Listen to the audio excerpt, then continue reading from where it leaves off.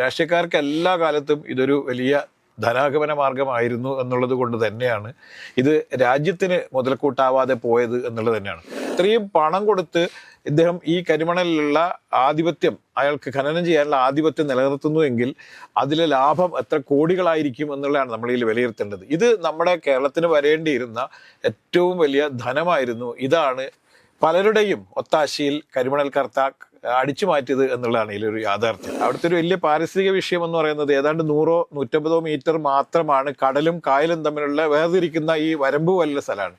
ഇത് നഷ്ടപ്പെടുന്നതോടുകൂടി കായലും ഈ കടലും കൂടി ഒന്നാവും. ഇത് വലിയ പാരിസ്ഥിതിക പ്രശ്നമാണ്. ഇത് സർക്കാരിന്റെ പൂർണ്ണമായ നിയന്ത്രണത്തിലായിരിക്കണം എന്ന് എഴുതി വെച്ചിട്ടുണ്ട്. എന്നിട്ട് പോലും ഈ വിഷയത്തിൽ ആരും അത്തരത്തിലുള്ള സ്വാധീനം ചെലുത്തി ഇത് സർക്കാരിന്റെ ഉടമസ്ഥതയിൽ മാത്രമല്ല അതീവ ജാഗ്രതയോടുകൂടി കൈകാര്യം ചെയ്യേണ്ടതാണ്. കാരണം എന്താണെന്നറിയോ, ഇതിലെ ധാതുക്കൾ എന്ന് പറയുന്ന അതീവ വിശിഷ്ടമായ ധാതുക്കളാണ്. രാജേട്ടാ നമസ്കാരം. നമസ്കാരം. രാജേട്ടാ, ഈ കരിമണൽ എന്ന് പറയുന്നത് ശരിക്കും പറഞ്ഞു കഴിഞ്ഞാൽ കേരളത്തെ ഒരുപാട് മുൻപോട്ട് നയിക്കേണ്ട അല്ലെങ്കിൽ സമ്പൽ സമൃദ്ധമാക്കേണ്ടിയിരുന്ന ഒരു സംഭവമാണ്. പക്ഷേ ഈ കരിമണൽ എന്തോ തരത്തിൽ അത് ദുർവിനിയോഗം ചെയ്യപ്പെട്ടു. അല്ലെങ്കിൽ കരിമണൽ പദ്ധതി ശരിക്കും പറഞ്ഞാൽ സംസ്ഥാന സർക്കാർ തന്നെ ഒരു പൊതുമേഖലാ സ്ഥാപനമായിട്ട് നടത്തിക്കൊണ്ട് പോകേണ്ടിയിരുന്ന ഒരു സംഭവമാണ്. അങ്ങനെ ആയിരുന്നെങ്കിൽ കേരളത്തിന് ഒരു നികുതിയും ഇല്ലാതെ തന്നെ സംസ്ഥാനത്തെ വളരെ മികച്ച ഒരു സംസ്ഥാനമാക്കി മാറ്റാൻ വേണ്ടി സാധിക്കുമായിരുന്നു. ഒരുപക്ഷെ ഇന്ത്യയിലെ ഗൾഫാക്കി കേരളത്തെ മാറ്റാൻ വേണ്ടിയിട്ട് സിംഗപ്പൂരാക്കി വേണമെങ്കിലും ആക്കി മാറ്റാൻ വേണ്ടി സാധ്യതകളുണ്ടായിരുന്നു. പക്ഷേ ആ സാധ്യതകൾക്കൊക്കെ ആരൊക്കെയോ ഏതൊക്കെയോ കാലഘട്ടത്തിൽ അറിഞ്ഞോ അറിയാതെയോ ഒക്കെ തന്നെ നശിപ്പിച്ചു കളഞ്ഞു എന്നുള്ളതാണ് വസ്തുത. ഇനിയെങ്കിലും ഈ കരിമണൽ നേരായ രീതിയിൽ പ്രയോജനപ്പെടുത്തി കഴിഞ്ഞാൽ അത് സംസ്ഥാനത്തിൻ്റെ വികസനത്തിനും പുരോഗതിക്കും കാരണമാകുന്ന ഒരു വലിയ വരുമാന സ്രോതസ്സായിട്ട് നമ്മുടെ സംസ്ഥാനത്ത് മാറത്തില്ലേ? ഈ കരിമണലിനെ കുറിച്ചിട്ട് ചർച്ച ചെയ്യാൻ വേണ്ടി തുടങ്ങിയിട്ട് യഥാർത്ഥത്തിൽ 10-30 വർഷമായി.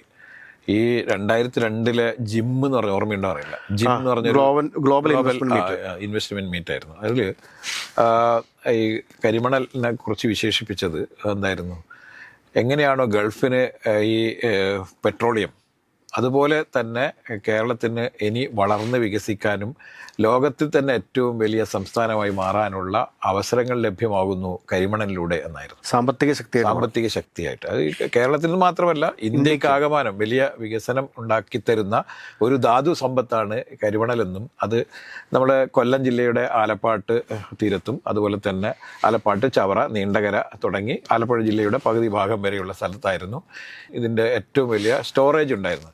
മറ്റ് സ്ഥലങ്ങൾ കുറച്ച് ഇങ്ങോട്ടും അങ്ങോട്ടൊക്കെ ഉണ്ടെങ്കിൽ പോലും ഏറ്റവും സമ്പന്നമായ ധാതു സമ്പത്ത് ഉണ്ടായിരുന്നത് ഈ പ്രദേശത്തായിരുന്നു. അപ്പോൾ ഈ പ്രദേശത്ത് വളരെ ശാസ്ത്രീയമായ അടിസ്ഥാനത്തിൽ ഈ ഖനനം ചെയ്യുകയും അവിടെ പ്രകൃതിക്കും ഒക്കെ കോട്ടം തട്ടാത്ത രീതിയിലുള്ള ഒരു തരത്തിലുള്ള ഖനനമാണ് നടപ്പിലാക്കുന്നതെങ്കിൽ അത് ജനങ്ങൾക്കും ആ പ്രദേശത്തുള്ള ആളുകൾക്കും അതുപോലെ തന്നെ രാജ്യത്തിനും വലിയ നേട്ടമാവും എന്നൊക്കെയായിരുന്നു അന്ന് പ്രചരിപ്പിച്ചിരുന്നത്. പക്ഷെ നിർഭാഗ്യവശാൽ സംഭവിച്ച സ്ഥിതി നേരത്തെ പറഞ്ഞതുപോലെ ഇത് കൃത്യമായല്ല ഒരു കാലത്ത് നടപ്പിലാക്കിയിരുന്നത്. ഇതിനു മുന്നേയൊക്കെ തന്നെ കരിമണൽ ഇവിടുന്ന് കയറ്റിപ്പോയിട്ടുണ്ട്. നിർബാധം ഇവിടുന്ന് ഒരുപാട് ലോഡ് കണക്കിന് കരിമണൽ ഇവിടുന്ന് കയറ്റിപ്പോയിട്ടുണ്ട്. അത് ചെന്നൈയിലേക്കും മറ്റു പ്രദേശങ്ങളിലേക്കായിരുന്നു. നമ്മൾക്ക് ഇപ്പോഴും അതൊരു വിവാദ വിഷയമാണെന്നുള്ളതാണ്. ഇപ്പം നമുക്ക് സോളാർ എന്ന് പറയുന്ന സമയത്ത് എന്താണ്, അതൊരു വലിയ വിവാദ വിഷയമാണ്. കരിമണൽ എന്ന് പറയുന്നത് എന്താണ്, അത് വേറൊരു വിവാദ വിഷയമാണ്. ഈ സോളാറും വലിയൊരു വരുമാന മാർഗ്ഗമാണ്. പക്ഷേ നമ്മൾക്ക് ഇപ്പോഴും സോളാർ എന്ന് പറയുമ്പോൾ ചില ആൾക്കാർ ചിരിക്കുക, വേറെന്തോ പരിപാടിയാന്ന് വിചാരിച്ചിട്ടാ. അതുപോലെ തന്നെയാണ് ഈ കരിമണൽ എന്ന് പറയുമ്പോൾ അത് രാഷ്ട്രീയക്കാരുടെ അഴിമതിയല്ലേ എന്നുള്ള. ശരിയാ, രാഷ്ട്രീയക്കാർക്ക് എല്ലാ കാലത്തും ഇതൊരു വലിയ ധനാഗമന മാർഗമായിരുന്നു എന്നുള്ളത് കൊണ്ട് തന്നെയാണ് ഇത് രാജ്യത്തിന് മുതൽക്കൂട്ടാവാതെ പോയത് എന്നുള്ളത് തന്നെയാണ്. നമുക്ക് ഏറ്റവും അവസാനത്തെ ഈ കേസ് തന്നെ എടുത്തു നോക്കുക.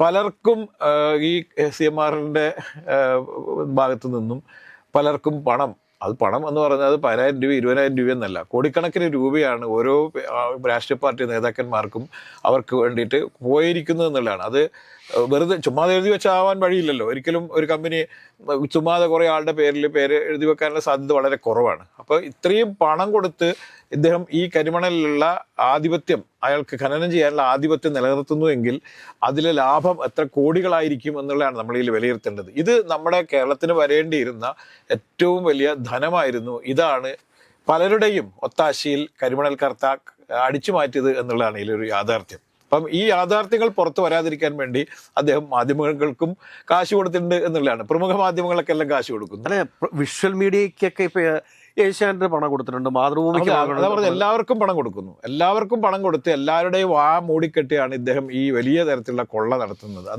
അദ്ദേഹത്തിന് 20 വർഷത്തേക്കാണ് NOC കൊടുക്കുന്നത്. അപ്പം ഏതാണ്ട് 14ഓളം പാരിസ്ഥിതിക അനുമതികൾ ലഭിച്ചതിന് ശേഷം മാത്രമേ അവിടെ നിന്നും ഈ ഖനനം നടത്താൻ പാടുള്ളൂ. ഇപ്പോൾ വർഷങ്ങളായിട്ട് ആലപ്പാട്ടും അതുപോലെ തന്നെ ഈ പറഞ്ഞ ആറാട്ടുപുഴയിലൊക്കെ സമരങ്ങൾ നടക്കുന്നു. എത്രയോ 20,000 ഹെക്ടർ സ്ഥലം ആണ് ഈ ഖനനം കാരണം നഷ്ടപ്പെട്ടതെന്നാണ് അവിടെയുള്ള ആളുകൾ പറയുന്നത്. കുറേ പഞ്ചായത്തിന്റെ വാർഡുകൾ നഷ്ടപ്പെട്ടു. കുറച്ചുകൂടി കഴിഞ്ഞ് കഴിഞ്ഞാൽ ഒരു പഞ്ചായത്ത് തന്നെ ഇല്ലാതായി പോകുന്ന വാർഡുകൾ നഷ്ടപ്പെട്ടു എന്ന് പറയുന്നു. അപ്പോൾ മാത്രമല്ല അവിടുത്തെ ഒരു വലിയ പാരിസ്ഥിതിക വിഷയം എന്ന് പറയുന്നത് ഏതാണ്ട് 100-150 മീറ്റർ മാത്രമാണ് കടലും കായലും തമ്മിലുള്ള വേർതിരിക്കുന്ന ഈ വരമ്പ് പോലുള്ള സ്ഥലമാണ്. ഇത് നഷ്ടപ്പെടുന്നതോടുകൂടി കായലും ഈ കടലും കൂടി ഒന്നാവും. ഇത് വലിയ പാരിസ്ഥിതിക പ്രശ്നമാണ്. ആ പ്രദേശത്തിന്റെ മത്സ്യസമ്പത്തിനെ അത് ബാധിക്കും. കാരണം കായൽ മത്സ്യം വേറെയാണ്, കടൽ മത്സ്യം വേറെയാണ്, അതിന്റെ ഈ ഇക്വേഷനൊക്കെ വേറെയാണ്. ഇത് നഷ്ടപ്പെട്ടു. അപ്പോൾ അവിടെയുള്ള മത്സ്യത്തൊഴിലാളികളെല്ലാം തൊഴിൽരഹിതരാകും. ഇങ്ങനെയുള്ള നൂറുകണക്കിന് പ്രശ്നങ്ങൾ അവിടെ വേറെയുണ്ട്. അപ്പം എന്തുകൊണ്ടാണ് സർക്കാർ ഇതിൽ അത്തരത്തിൽ താല്പര്യം കാണിക്കാത്തത് എന്ന് ചോദിക്കുമ്പോഴാണ് ശിവി നേരത്തെ പറഞ്ഞത് ഇത് ആർക്കും താല്പര്യമില്ല എന്നുള്ളൊരു വിഷയം വരുന്നത്. ഇത് ജനകീയ പ്രശ്നമാണ്, കേവലമായ ഒരു രാഷ്ട്രീയ പ്രശ്നം എന്നതിനൊക്കെ അപ്പുറത്തേക്ക് ഇപ്പൊ കഴിഞ്ഞ ദിവസമൊക്കെ കാണിച്ച സമരാവേശം യഥാർത്ഥത്തിൽ ഈ വിഷയം ഇത് സർക്കാരിന്റെ പൂർണ്ണമായ നിയന്ത്രണത്തിലായിരിക്കണം എന്ന് എഴുതി വെച്ചിട്ടുണ്ട്.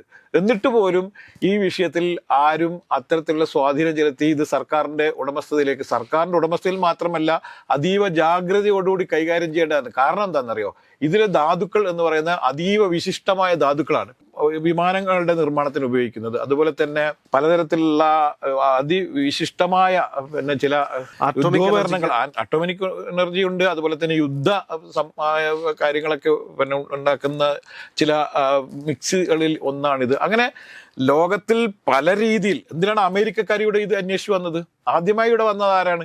ജർമ്മൻകാരനായ ഒരു പിന്നെ ശാസ്ത്രജ്ഞനാണ് ഇത് അന്വേഷിച്ച് വന്നത്. ഇതെങ്ങനെ അവിടെ എത്തിയെന്നറിയുമോ? 1909 അന്ന് ആലപ്പുഴയിൽ നിന്ന് ഏറ്റവും കൂടുതൽ വിദേശ രാജ്യങ്ങളിലേക്ക് പോയിരുന്ന വടങ്ങളായിരുന്നു. ഓർമ്മയുണ്ടാവും.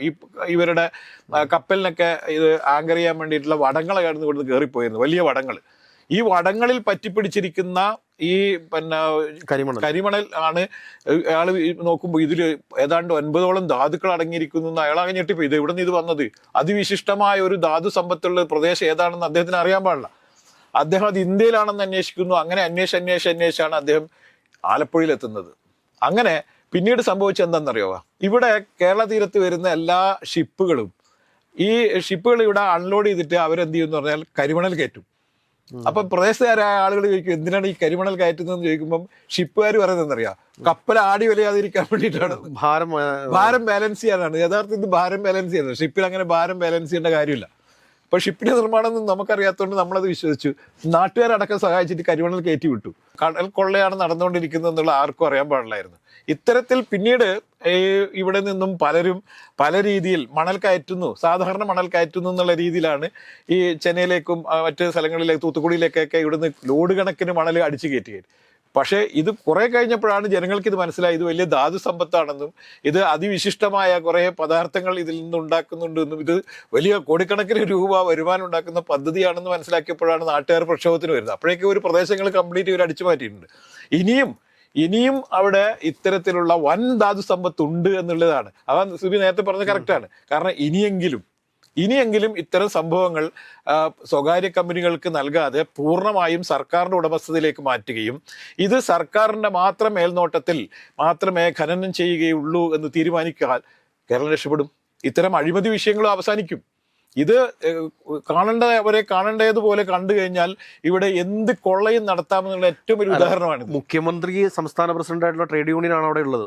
എല്ലാ യൂണിയനും എല്ലാവരും മേടിക്കുന്നുണ്ട് പൈസ. ഒരു ഭാഗത്ത് സമരം നടക്കുന്നു, മറ്റൊരു ഭാഗത്ത് എല്ലാവരും പൈസ മേടിക്കും. ഇപ്പം ഒറ്റ കാര്യം പറയാം, ഇപ്പൊ കുഞ്ഞാലിക്കുട്ടി വ്യവസായ വകുപ്പ് മന്ത്രിയായിരുന്ന സമയത്താണ് ഇവർക്ക് NOC കൊടുക്കുന്നത്. എന്തിനാണ് കുഞ്ഞാലിക്കുട്ടിക്ക് പൈസ കൊടുത്ത് എന്ന് ചോദിക്കുമ്പോൾ കുഞ്ഞാലിക്കുട്ടി വ്യവസായ വകുപ്പ് മന്ത്രിയായിരിക്കുന്ന സമയത്ത് ഇവർക്ക് കാശ് കൊടുത്തിട്ടുണ്ട്. ഇതിന് വലിയ പ്രക്ഷോഭം ഉണ്ടായിട്ടുണ്ട്. ആ പ്രക്ഷോഭ സമരം ഉദ്ഘാടനം ചെയ്ത ആരായെന്ന് അറിയാവോ? പിണറായി വിജയനായിരുന്നു. അതേ പിണറായി വിജയൻ പിന്നീട് മുഖ്യമന്ത്രി ആകുന്ന സമയത്ത് പിന്നെയും അദ്ദേഹത്തിന് NOC കൊടുക്കുന്നു. അപ്പൊ ഈ എതിരാളികൾ സമരം ചെയ്യുന്നു, ആരോപണം ഉന്നയിക്കുന്നു. അപ്പം പരസ്പരം അങ്ങോട്ടും ഇങ്ങോട്ടും ചെളിവാരി എറിയുന്നു എന്നല്ലാതെ റിയൽ ആയിട്ടുള്ള പ്രശ്നങ്ങളിലേക്ക് ആരും കടക്കുന്നില്ല. ഇത് CMRL കൊടുത്തു എന്നോ അല്ലെങ്കിൽ ഇതിൽ അഴിമതി നടന്നോ എന്നൊക്കെ പറയുന്നതിനേക്കാൾ അപ്പുറത്തേക്ക് സർക്കാരിന് ചെറിയ പങ്കാളിത്തമുണ്ട്. അത് സ്വതന്ത്ര പങ്കാളിത്തം, വളരെ കുറച്ച് പങ്കാളിത്തമുള്ള കമ്പനിയാണ് ഈ കരിമണൽ കർത്തേന്റെ കമ്പനി എന്ന് പറയുന്നത്. അതുകൊണ്ട് തെറ്റിദ്ധരിപ്പിക്കുകയാണ് ഇത് സർക്കാരിന്റെ കമ്പനിയാണ് എന്നുള്ളത്. ഇതാർക്കും ഷെയർ എടുക്കാവുന്നതിൽ കുറച്ച് ഷെയർ എടുത്ത് ഇത് സർക്കാരിന്റെ കമ്പനിയാണ് എന്ന് വരുത്തി തീർത്തുകൊണ്ടാണ് ഇദ്ദേഹം ഈ കൊള്ള നടത്തിയിരിക്കുന്നത്. ഇത്രയും കോടികൾ, ഏതാണ്ട് കണക്ക് പ്രകാരം ഏതാണ്ട് 400 കോടി രൂപ എങ്ങാണ്ട് കൊടുത്തു എന്നാണ് കണക്ക്. ഇത്രയും കോടികൾ കൊടുക്കണമെങ്കിൽ ഒരു 4000 കോടി 40,000 കോടിയെങ്കിലും അദ്ദേഹത്തിന് കിട്ടാതെ കൊടുക്കാൻ പറ്റില്ല. തീർച്ചയായിട്ടും. അപ്പൊ ഇത്തരത്തിലുള്ള കൊള്ള അവസാനിപ്പിക്കാൻ വേണ്ടിയിട്ട് സർക്കാർ യഥാർത്ഥത്തിൽ നിയമനിർമ്മാണം നടത്തണം എന്നാണ് നമുക്കിപ്പോ അഭ്യർത്ഥിക്കാൻ. അല്ലാതെ നമുക്ക് ഈ ഇതിൽ അഴിമതി കേസിൽ നമുക്ക് നേരിട്ട് ഇടപെടാം. അത് വലിയ വരുമാന സ്രോതസ്സാണ്. പിന്നെ തീർച്ചയായും ഏറ്റവും വലിയ ഇത് വരുമാനമാണ്. ഇത് ഇപ്പൊ തന്നെ കേന്ദ്ര സർക്കാരിന് ഒരു നിയമം പാസ്സാക്കാം.